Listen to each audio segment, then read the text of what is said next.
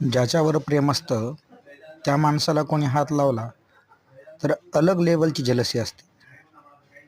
कारण ती व्यक्ती प्रत्येक परिस्थितीमध्ये सोबत हवी असते.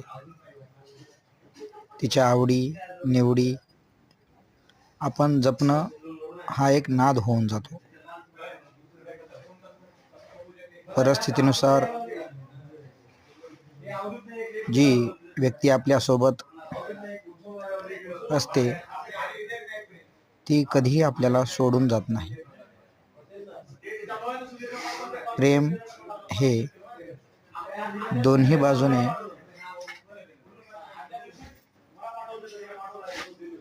जपावं लागतं.